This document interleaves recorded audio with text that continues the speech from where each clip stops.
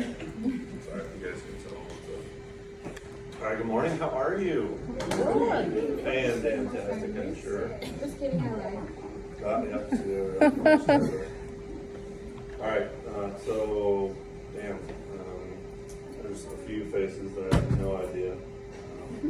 Probably because of the mask or just because you're brand new or travel or who knows what. But, so I'm Jeff Kokenaar, I'm one of the trauma guys. Right now there are 3 trauma guys and 1 brand new trauma gal. She just took call last night and it doesn't look like, I know she did any general surgery, but she didn't do any trauma, which I think sucks. Should break her in a little more harsh than that. She said she was going to come, so we'll see. So Dr. Ahmad is still here. Dr. Nelson's still here. I'm still here, starting year 15. Dr. Liepert is our brand new trauma surgeon who has been out of training for several years. That just came here from University of California, San Diego. She's originally a Wisconsin person, so all of you wondering why in the shit did somebody leave San Diego and come to Columbia, that's why. Just a Midwest gal, so she may pop in at some point. And then Dr. Dev is number 5, who starts in mid-August, most likely. So he's finishing his trauma fellowship at University of Texas, Houston, UT Houston. So he'll be new blood. We'll have to kind of break him in, but very well trained, very laid back, nice dude. So I think he'll be a good fit. And then Barnes, who most of you know, have been here for a while, right? Several months ago, he moved up and is the chairman of the Department of Surgery now. So he takes about 1 Saturday a month, give or take. I think we should pull his bin and just put in a baggie or something. We'll probably have to do it actually when Deb shows up, because there's just, that's just the right thing to do. He didn't do enough work to deserve his own bin. All right, so last time I did this, I just did like a brief thing about the trauma program in general, because the 2 things I know is that in general, trauma surgeons and trauma program managers are probably the best system experts in this entire hospital. And it's not because we're smarter than anybody else, it's just because we depend on every part of this place in order to take care of people that are super hurt. And what you learn when you go all over and you kind of know all the parts of the system is that most people are so siloed, it's unbelievable. Right? It's always fun to listen to Paula bitch about the ICU not being ready to bring the patients down, and then when we're done and we go back up there, then the ICU bitches about Paula because she was bitching or who knows, right? But most, not all, most of that bitching is probably warranted, but a lot of it just comes from the idea that they don't know your environment down there, right? They don't know the steps and all the things that have to go on with anesthesia or with you guys or with timing and whatever. So it's just good, I think, to kind of understand, I guess, all the pieces of the pie. So first thing, before the patient ever gets up here, we have a system in place so that when you're jacked up out on the street someplace, ambulance is going to come pick you up, and then they're going to call into the ED, right? And they're going to tell, usually there's a designated paramedic that sits down there and he takes all the radio reports. Used to be the charge nurse, there was a ton of inconsistencies, they're not available, whatever. So now it's a person, and in front of that person is a sheet, and it basically just says, if you're physiologically sick, then it's going to be an alert 1 trauma team activation, and that's everything, right? That's the operating room gets notified, the blood bank gets notified, the trauma surgeon starts coming in, even if we're not in house. Anesthesia is going to come down, RT, X-ray, nursing components, the EM physician components that are always down there. That's the top level, right? And that's your heart rate screwed up, your blood pressure screwed up, you have abnormal physiology, and that is because that's the most important predictor, right? People get all wrapped up around the car rolled over or it was going this fast. Nobody gives a shit anymore, right? Because cars are built differently, fall heights, nobody got out a tape measure, nobody really knows for sure, it's all rumor mill.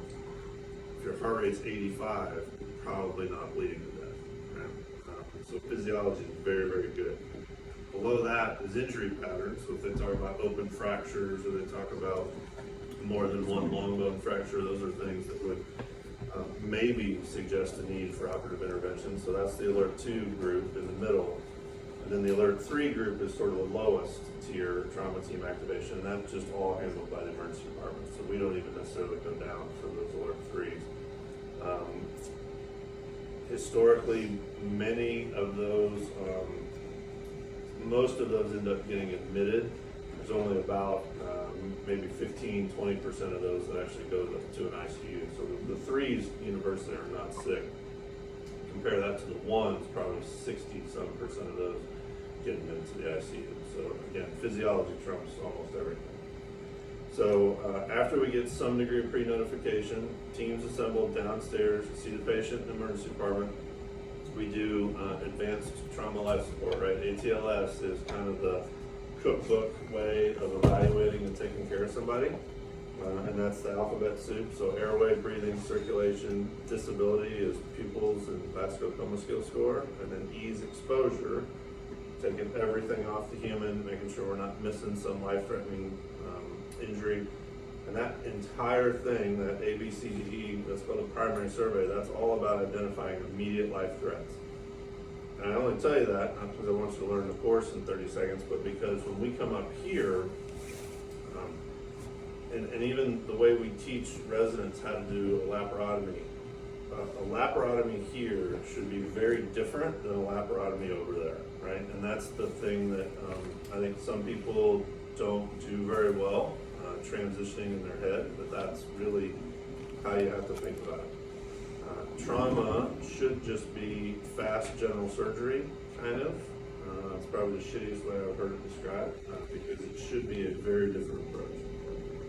So when we do that primary survey, we use ultrasounds, sometimes plain x-ray, sometimes just eyeballs, vital signs, blood gas numbers, all stuff that's pretty rapidly available. If we figure out somebody's dying and they need to come up here, then that's when we're going to turn at whoever charge is maybe downstairs, sometimes whatever anesthesia provider's downstairs, and we're going to say, hopefully, we should be saying immediate, or we're coming up, 15, laparotomy, because that's about 70% of the hemorrhage control operations we do, but it's not 100% of them, right? So it's a real shitbag of a feeling to get up here, need to get into somebody's chest, and all the lap stuff's open because we didn't communicate and everybody just assumed, because that's what we do most commonly, right?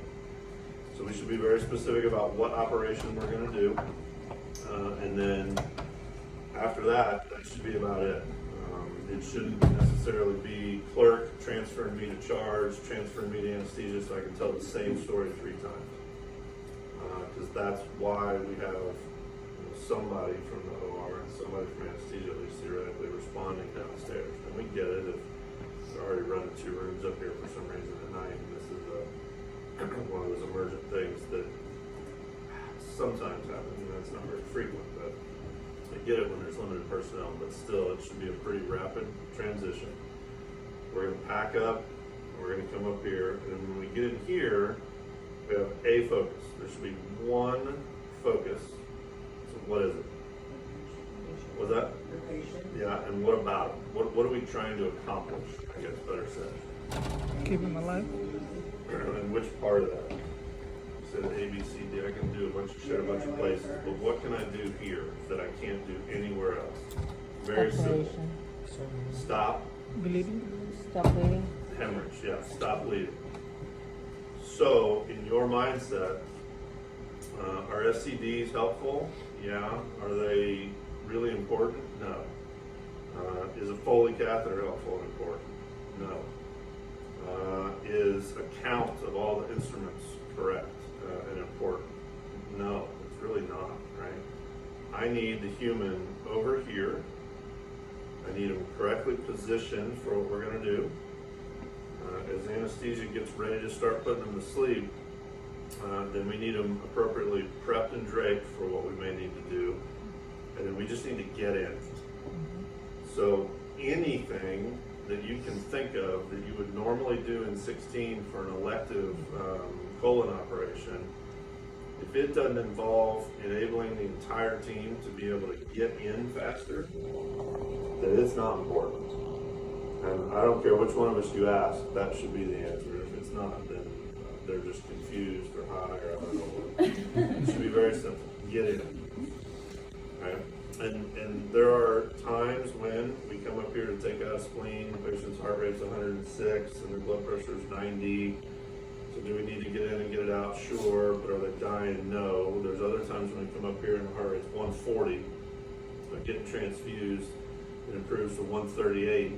And it doesn't move between 137 and 138. Systolic's in the 70s.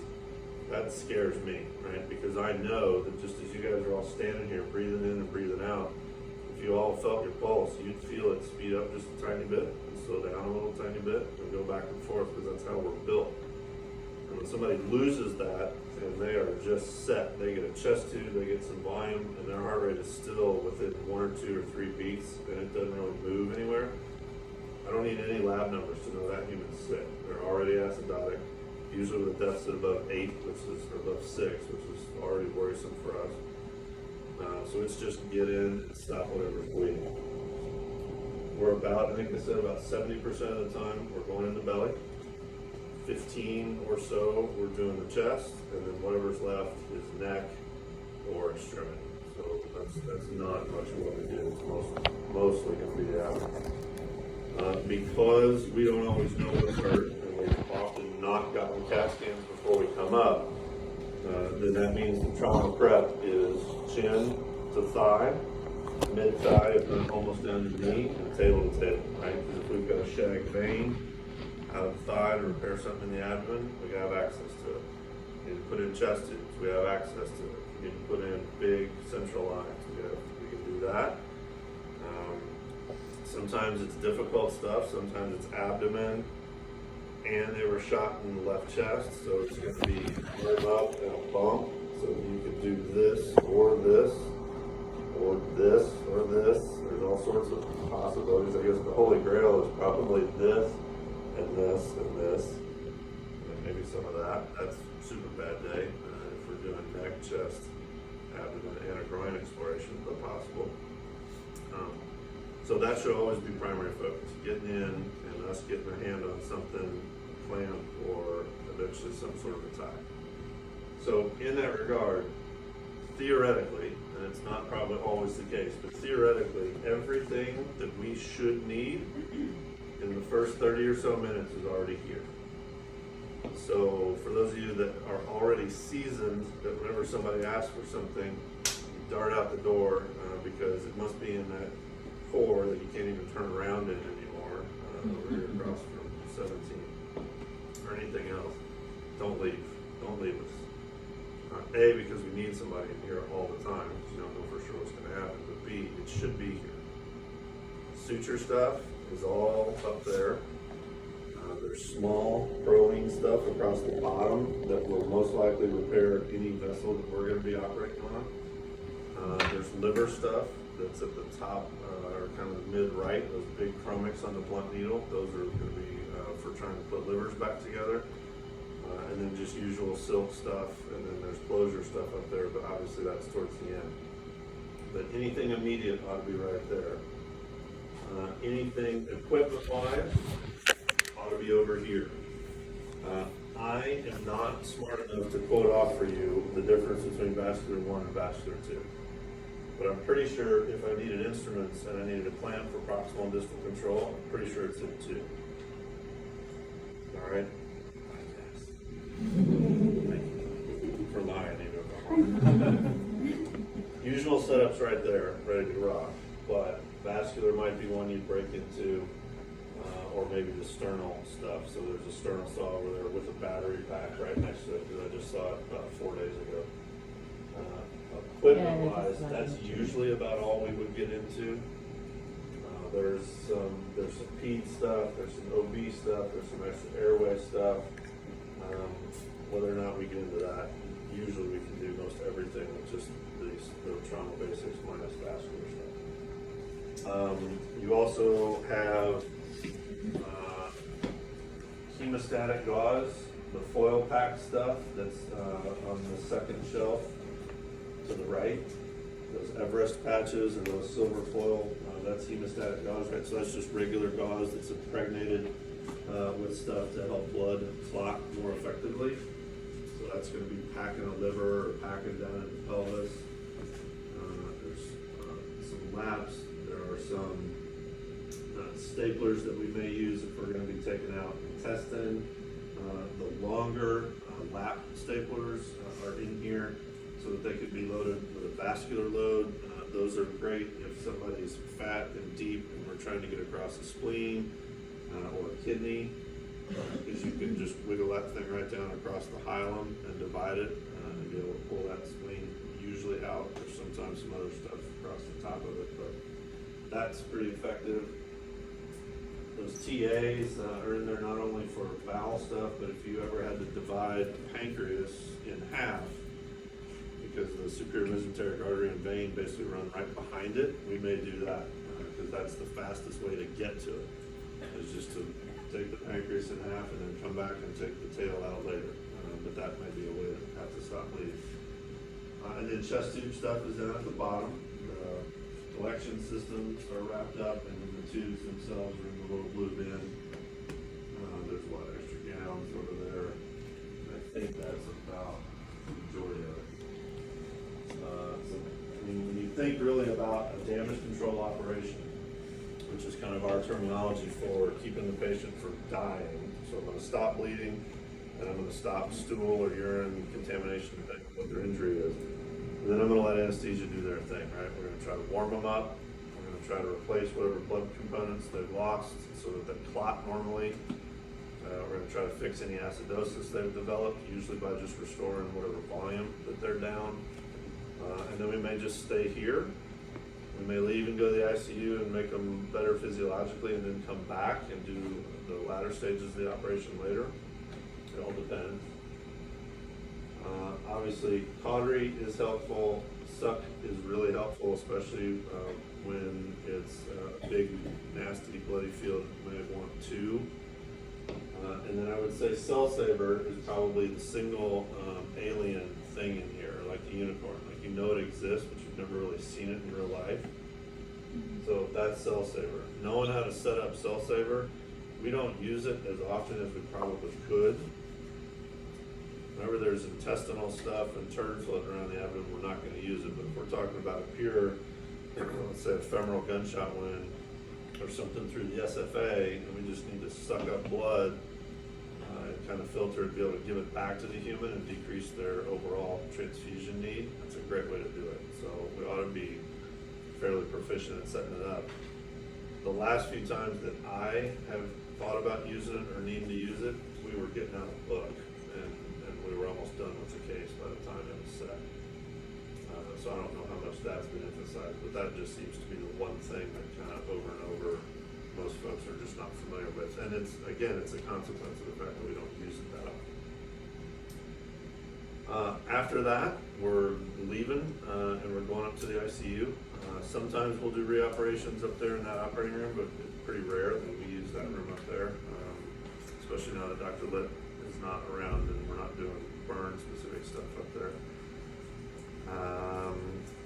It's a luxury to have this room, and we all realize, and you guys should, I guess, recognize to a degree, that for all the bullshit the administration talks about and does around this place, one of the things that they do very well is they support us from a trauma program standpoint, and one of the biggest ways they do that is by having you guys and this room just sitting here.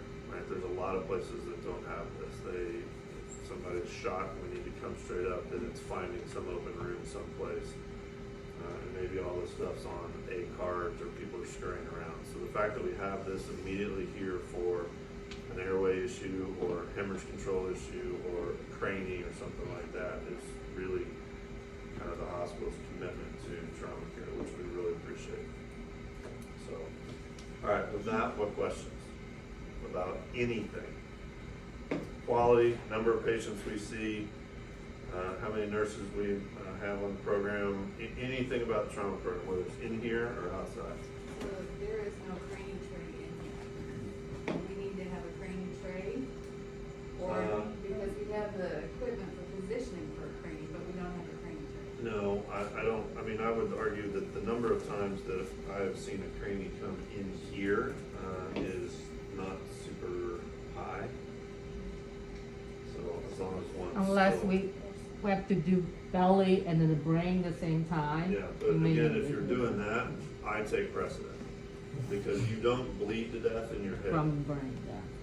That makes sense. You can bleed enough to smash your brain and eventually kill you, but if you're bleeding somewhere else, I get precedent because continuing to bleed from your spleen doesn't do the brain any favor. So we're gonna be in the abdomen for image control or somewhere else first, and then they can get set up and either do that eventually simultaneously or not. So probably not. I do have a comment about the Sternal-Saw, making sure that the battery that you have in here is charged.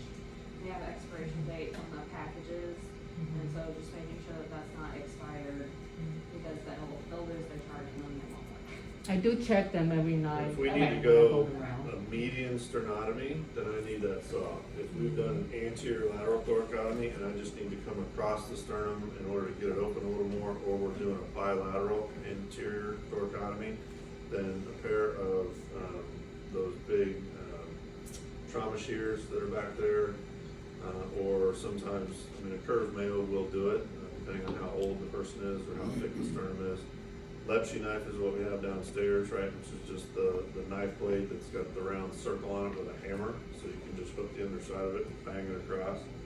Sternum is not, you can defeat it without the saw, but if you're going this way, it's a pain in the ass. And we're probably, I don't know, we'd probably be 50-50 about which way we'd go. I was actually gonna ask about the strong saw as well. Did we ever get rid of the other saw that was in here? I think it was the pneumatic one that we didn't have a way to hook up, or we didn't have a saw. I've always known for the last several years for us to just have a battery pack over there. Nothing that hooks up No, to the wall back there. That sounds like a recipe for trouble. Can you speak real quick to the things that are known to agitate the trauma surgeons? Like Everything. I know the counting thing, when we're trying to, yeah. There are no stupid questions, just stupid people. That's me. But I mean, you know, there are things that definitely agitate all of you. Well, I mean, I guess it's sort of why I said that we all have to have a unified focus about our goal, right? So when we're downstairs, one of the things that will happen is you get a lot of people, and somebody. So I'll pick on ortho because that's easy. Somebody comes in with a nasty ankle, right? Their foot is facing their chin, and they have a bunch of belly pain, and the orthopedic guys are coming in and fucking around with the ankle, they're examining the ankle while I'm trying to figure out if they're bleeding in their trunk. So that's just bass backwards, right? Because the ankle's not going to kill them. Bleeding to death from the trunk or not having a secure airway, those things will kill them, right? So that's why most of the time A, B, C, D, E is in that order, right? You can't breathe, you've got about 6 minutes. No airway, no breathing, again, about 6 minutes. Circulation, depends on where your problem with circulation is, but that can knock you off as fast as 15 minutes or less, or maybe it can take an hour or two, sort of depends. But so there's a reason that those things are in that order. There's a reason that we're gonna attack them in that order. And yeah, anything that's not immediately important to us getting in, that's it, right? And you'll have a lot of patients that are sick enough. The reason I talk about that, I guess, so much is that they're sick enough that they're still alive because of that fight or flight thing, right? That you learned about in like 8th grade health class. Fight or flight is getting them up the elevator, down the hall, and in here. And then as soon as these guys start pushing stuff, that goes away, right? I mean, that's gone. That sympathetic tone that's sometimes keeping them alive is gone. So it is occasional that when they're putting the tube in, we need to not be prepping. I need to be making an incision so that I can get into the peritoneal cavity and at least reach up somewhere up under the xiphoid and get a hold of the aorta right when it's coming into the abdomen. Because I think the problem's in the abdomen pelvis, I need to get on it, and I just need to push it to the right and just smash it against the spine. And just hold it there for a second while they get the tube in and then catch up with blood products. And get the human at least resuscitated enough so that they don't arrest. I mean, there are a few times a year where it is that time sensitive of an issue for us to be in as soon as they're asleep. Now, in general, we do fast pretty well here as a whole system. I mean, we've had a few patients that had emergency department lengths of stay of 10 to 15 minutes, and then we were up here. That's really, really good. It's also a little bit on us to make sure that we can make it up here, because if you're seasoned enough, you should know that leaving the ED to incision is at least 15 minutes. It's at least 15 additional minutes walking out of there, up that elevator, in here, position, starting to go to sleep, prep, and on. So if we don't think we're gonna make it, then that's when we're opening a chest downstairs and putting a clamp on the aorta, or we're doing some stuff downstairs, because we're just gonna kind of plant our flag down there and start fighting to see, the minute we get here. Do you ever bypass there? So we've done it a few times, not much. I mean, in general, you need at least a few minutes to just stop and confirm what people have said, and then you can come on. I mean, because, of course I'm biased. I think our flight crew is pretty good. They have ultrasound, they have point of care similar to the iStat on the aircraft, so they can walk in the door and tell me there's blood in the abdomen and they're really acidotic. They're probably right, but it's good to confirm. I mean, the emergency department residents, they're pretty good at ultrasound too. They still sometimes say, oh, the fast is negative, and they're looking okay, we go over to CAT scan, and there's a huge amount of fluid in the abdomen. So, Ronald Reagan, trust but verify. We're probably still gonna stop just to make sure, and to assess and make sure we can actually get up here safely. I think it's maybe happened 2 or 3 times, something that I can recall, not often. So every time I heard fast negative, or fast positive, or EFAS positive, does that mean bowel injury, definitely, 100%? I have no idea, We don't know. right? EFAS, focused assessment with sonography for trauma. Doesn't have anything to do with the speed, right? It's just using the ultrasound to evaluate the trunk. First published mid-80s, Grace Ruzicki from Atlanta, and then Bernie Belanger, who's one of my mentors from Kentucky, wrote some of the initial stuff about it, mid-90s, I guess. Using the ultrasound probe to look primarily at the right upper quadrant, right? Because where the liver and the kidney sort of kiss, that is the most dependent part of the abdomen. So I can drop any amount of fluid in your belly, and if you're laying flat, it's most likely to accumulate over here. So we're gonna ultrasound the right upper quadrant first.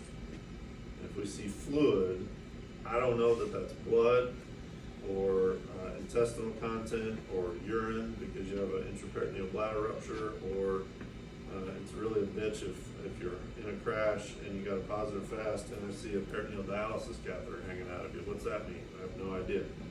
Not a lot of patients like that out there, but there's a couple. So if we see free fluid and you're physiologically sick, then I assume there's something in here that's making you sick, so we're gonna come up and look. Right, the limitation of that is I don't see the pelvis very well, and I don't see the retroperitoneum very well with ultrasound. So That's you why can still we- be bleeding to death from a kidney, and I may not pick it up on fast, right? So that's why sometimes we're still gonna end up in CAT scan to figure it out. Or if you're just physiologically so damn sick, heart rate super high, blood pressure low, acidotic, we're coming up here anyway, and we're gonna have to make our best guess as to what hole we make. I would say the hardest decisions there are usually thoracoabdominal injuries, so nipple line to rib margin is the thoracoabdomen, right? So depending on where the diaphragm is, breathing out or sucking air in, whenever that person was stabbed or shot, then that kind of determines, is that bullet all intra-abdominal, is it all intrathoracic, or is it across the diaphragm and both? Those are probably the toughest cases to figure out which hole I'm making first. Sometimes I'm making this one, and when I stick my hand in and there's zero blood in there, shit, wrong spot. No, it's which, I'm going into one chest or not. And I've usually already put a chest tube in if I've not done an x-ray, so I already know where the blood's coming from, so we'll know which side we're going in. But sometimes you're wrong.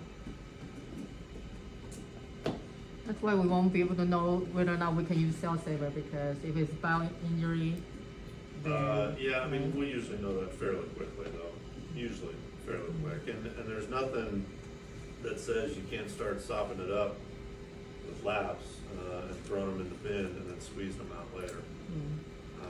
I guess we should talk about the operation real quick too. So when we're here, when do you guys need to be done? Okay, I won't go that long, but, so when we're done, doing all the prep stuff and we get up here and then we're getting open,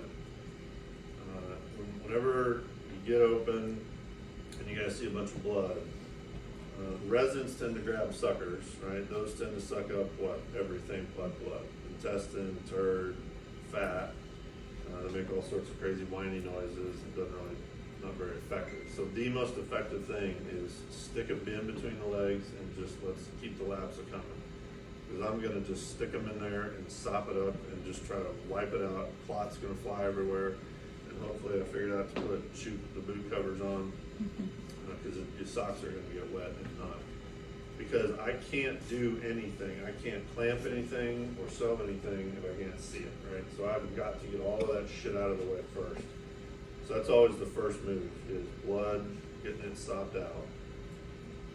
If we have the luxury of time, sometimes we should be putting the book Walter up before we've even made entry into the peritoneum. Because once you do that, then sometimes it's on, right? Because you've kind of released whatever tamponade is cooking. But if you don't have the luxury of time to put the book halter up, then it's just a big wrench and somebody just holding it so you can try to see. But we're not just blindly shoving packs in there. Sometimes you'll see the residents just blindly shoving stuff in. They're nervous, but you gotta get all that blood out of there first. And then you can see where it's welling up. A lot of times we'll reach in and grab the transverse colon, and we'll pull it up and just look at the mesocolon, the mesentery that it's on. And that'll kind of help you figure out, is it above it or is it below it? Because depending on if the blood's from above or below, that gives you a lot of clue about whether or not this stuff needs to go this way so you can get to the vena cava, or whether all this stuff needs to go this way so that you can get to the aorta. So there's a few things that we try to look for to try to help us understand where we need to be going, but to get more targeted. And then it's all based on either suture or maybe staple in order to stop bleeding or stop turd from flying out into the peritoneal cavity. And then after that, we can all kind of slow down, do a real methodical look, make sure we're not missing anything, deciding if we're going to close or if we're going to have to leave them open. All those decisions come later.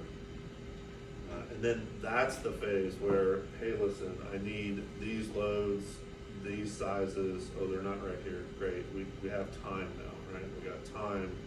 We can go somewhere else and get stuff. Not everything over there. There's first 20, 30 minutes tops over there. Since we didn't count, we'll piss and moan a little bit about doing x-rays, but we get it.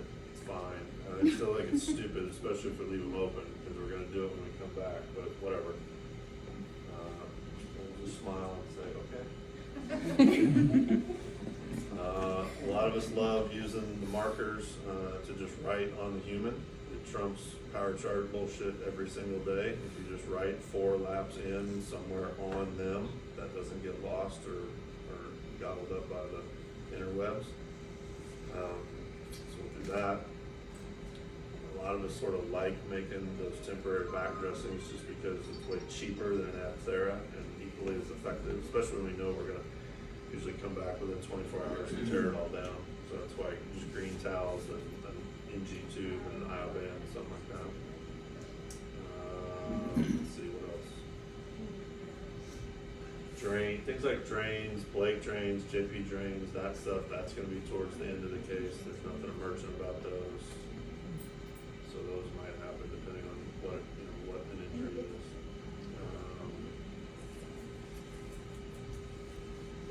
What else? Everybody used to seeing football parks, round, oval, medium. Yeah, you know, I arches. need to ask Amy. I mean, I don't think any of us, nobody, the Thompson and those sorts of things, those take too long. Most people are gonna use, I think, those medium-sized blades.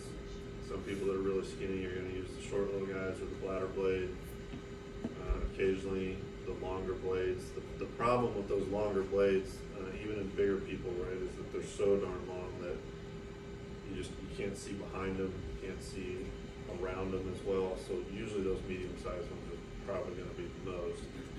And I would say that most of us would appreciate, whether they tell you or not, we appreciate the bug that has the bottom part that can swivel a little bit. So that way, if the blade is a little bit at an angle, it's not exactly perpendicular to the ring, it'll still seat on there, you can still get decent retraction. I think all of us are that medium-sized oval. A lot of that stuff's pretty standard. We try to be as standardized as we can across our group. I know everybody's got a few different pet peeves. And obviously the way we do lap Foley's is a little bit different. Hopefully not crazy different. Happy for you very most. Yeah. So, because there's so many different situations when you come in, how are we gonna know that we just need to prep and drape and get going versus we've got a few minutes, let's go ahead and put a Foley in and let's. So we should tell you, I mean, that we should be helping to communicate the tempo of what we need to be on to operate. I mean, if you don't ask and you just want to figure it out for yourself, then just start looking at numbers up here. When the human's got some color to them, when the heart rate is in the low hundreds or something, then you know you probably got a little bit of time. When the heart rates are fast and their nail beds are pale and lips are pale and somebody's tongue is probably one of the most. We do pig labs, for instance, with the residents. Whenever the teats of the pig start turning cyanotic or pale, you know the pig's not doing well. Well, a human being, you look at their mouth, almost pretty universal. Your tongue is malperfused and kind of not nice and plump red. You better say, oh shit. While the tempo may need to speed up, it can never get chaotic though too, right? This is what we do. Not me, we. This is what we do. I don't do shit without you guys. Don't lose your head. Scary, yes. Sad, yes. Deserved, yeah, a lot of the times. And people do a bunch of dumb shit, right, that they don't think about ever, and then they get really ridiculously injured. So sometimes the outcomes are inevitable no matter what we do, but you gotta keep your head. I will often tell the residents, when we show up in the emergency department, one of the biggest things that we're bringing down there is just organization. That's it. You start doing this, you start doing that. When we're done with that, we're going upstairs. Get a portable monitor and make sure RT, as soon as they're back running the gas, gets that vent ready to roll so that we can move. Stuff like that. We should be doing the same thing when we come in here, so that you kind of know the tempo. Yeah, we need to get spleen out, but we got a little bit of time, we're looking okay. Or not. Hey, this is one of those we just need to be in right now. Do everything we can to do that. People die. I don't know, the orthopedic, here I go back on ortho again. The ortho operating room is not some sort of weird, like crazy fucking Bermuda Triangle vortex that people can't die in. I think there are residents and there are occasional OR staff will roll through that, oh my God, a death in the operating room is some weird thing. No, it's not. It's no different. You die on the street, die in the emergency department, die right here, die in the ICU, on the floor, wherever. There's no difference. I don't know, that used to be a thing that permeated every once in a while. Oh my God, intraoperative death. Oh my God. No. We've occasionally brought family in here. Occasionally. Sometimes it's, especially when we've hit futility. The last one I think I remember was the girl up by McKee Park, upstairs in the duplex, and the round went through the front of the duplex and up through her bed and right up through her back and right through her liver. That was already cirrhotic at the age of like 16 because of probably hepatitis. Probably catching hepatitis when she was much younger, and bled to death. And there was just, you weren't going to fix it. You could not stop that liver from bleeding. So, there's terrible stuff sometimes, but bringing the organization and bringing just that kind of out of your mind, knowing here's my contribution to enabling this part to work, or anything that would enable this part to work, that's the best shot those folks have. What else? I should say something about massive transfusion because I just saw the phone that may or may not work on any given day. Yep. It doesn't? It does downstairs. I don't know why that was such a mess, but anyway, the thing about massive transfusion to remember that we tend to get lax on is that so there's a fridge downstairs now in the ED. So it's stocked with product. The nurses use the badge, punch in some stuff, and the drawer opens. It's just like, it's a Pyxis for blood and plasma.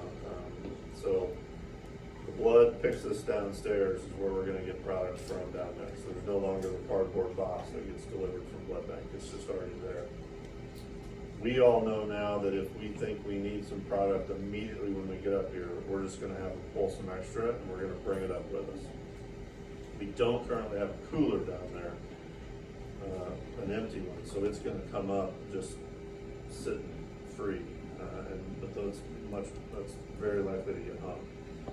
So that's the immediate blood. If we're calling and initiating the massive transfusion protocol, just understand that in the blood bank, that means that they're gonna do 4 of reds, 4 of plasma, and then theoretically they're gonna send it, because when we call and activate, we're gonna say, we're going to the operating room 15, deliver the tier, deliver the MTP to the operating room. So that needs to come here as soon as it's ready. When that's done and out the door, they're starting to prepare another 4 of red and another 4 of plasma and a unit of platelets, a 6-pack Apheresis platelet. And they just keep going in that sequence until we call and tell them that the patient's dead, or the bleeding's controlled and they don't need additional transfusion, and they can stop. What'll happen is you'll have somebody, usually anesthesia, or anesthesia hollering at the circulator, hey, we need 3 more units of blood and a unit of plasma. So then somebody picks up the phone and calls the blood bank and starts ordering like you're sitting in the drive-thru at Wendy's. And depending on which tech is over there, sometimes that will blow their mind. Because they were going off this prescribed sheet and now they're getting this custom order, and they usually have diverted to that custom order when that's all unnecessary. Right. The only thing about the MTP is, where's that next phase, or do we need to come get it, or however it's going to get from that back door and make it in here, and then is it time to stop? So don't try to screw them up. So Don't listen to anesthesia. If, and again, remember, this is if the massive transfusion protocol has been activated. The blood bank will be sending stuff as soon as they get it, like as soon as the plasma's thawed. If we've gone through all the thawed stuff that's just sitting there ready. So that's usually what takes a little bit of time, is just for them to thaw the plasma. Sometimes they'll send the blood on ahead, and then they'll bring the plasma that makes up that 4 and 4. They'll bring that later. But yeah, that's what happens. Somebody up here starts ordering off the menu, and they make the phone call. If I'm in here, I try to remember to tell them, hey, we've already activated NTP, it's coming. Okay. Sometimes they just need some Versed spread up across all of them, sprinkled. Yeah, that's NTP. If we haven't activated the master transfusion protocol, we're just sort of ordering based off a tag or based off of blood gas or something like that. I mean, that may happen in patients who aren't massively hemorrhaging. That may be. And in those cases, you might hear, hey, we need a couple more units of blood and maybe 2 more plasma. But if we've done MTP, then it's set until we stop it. Used to be a poster. I was in the ICU. You see one here too about tags. Well, that's the tag posters right there, curled up on the right. But that's about tag. What else? Anything else? So if you remove a foreign body or a. Oh yeah, fuck yes. Okay, so here's the short version of that. So basically, Barnes the other night, because he was sitting in on all these committees and crap with ZITCH and OROC and all that stuff, he had it in his mind, everything has to go to PATH. And so on Monday morning, when I found out about this little dust up, I said, well, what about the exception list? And he looked at me cross-eyed. So he didn't even know there was an exception list. So pathology has this policy, right? That all this stuff that can go, and then all this stuff that should go for gross only. But part of that is an exception list. And the thing that drove the exception list was plastics. When plastics was explanting breast implants that were intact and not damaged, they thought it was silly for the patient to incur some sort of pathology cost for the pathologist to go, yep, that's an implant, and yep, it's intact, right? That's documented by the surgeon who cared. So they made this exception list, and there's 13 things on it. None of those 13 things are bullets. So the PATH thing doesn't even address it. There's 2 surgical services policies that pretty well outline your guys' process. So I sent something to our group on Monday afternoon and said, listen, if there is, through the normal course of an operation, a decent sized projectile that gets evacuated from a human being, if law is here, then we just give it to the circulator and you guys do your policy. And in that policy, it tells you what you're gonna document and who you're giving it to and getting their name and all that info and just putting it in the record. There is nothing that says that it has to go to PATH, okay? Now that's assuming that somebody's here and has requested it. There's nobody here, somebody's shot down in Miller County and we happen to find something and we take it out, nobody's standing out there.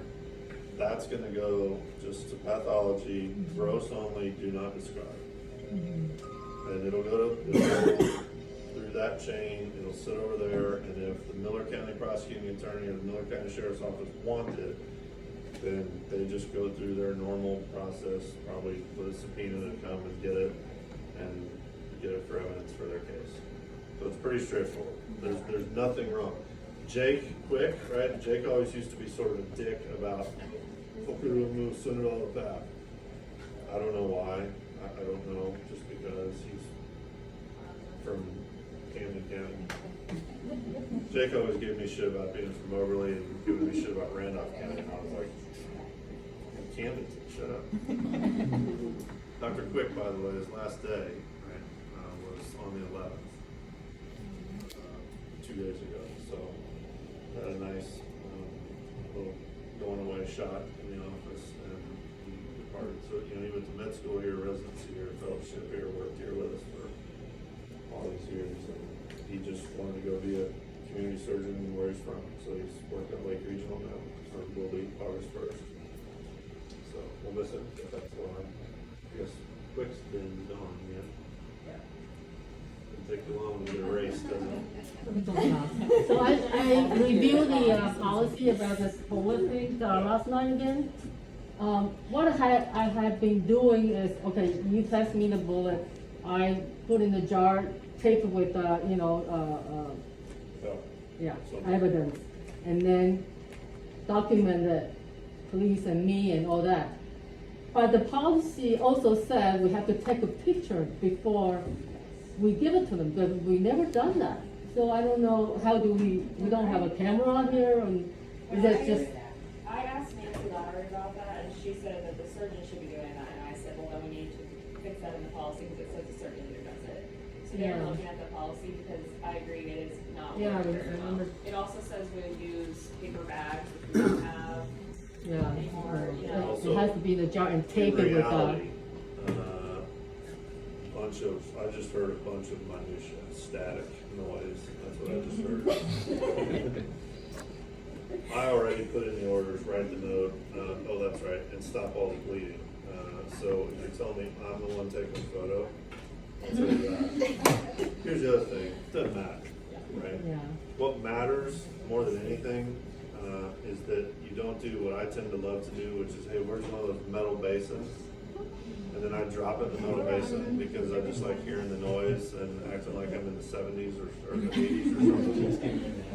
Because you don't want to hurt it, right? You don't want to bend it or scratch it or do anything else that may impede some ballistic person's ability to try and look at the rifling and all that stuff. So really, we just take it and we stick it in a plastic cup and you put a patient sticker or some tape or you seal it, the initial or whatever, and then you document who you're giving it to, done.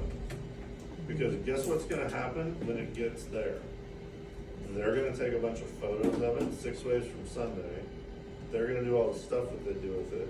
It's gonna be in your note and it's gonna be in my note that in the course of exploring the pelvis, a large metallic projectile was identified, removed, and passed off for evidence or passed off for law enforcement.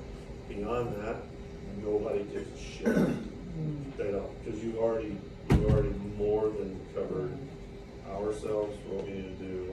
And so it sounds like the policy maybe just needs a little bit of simplification.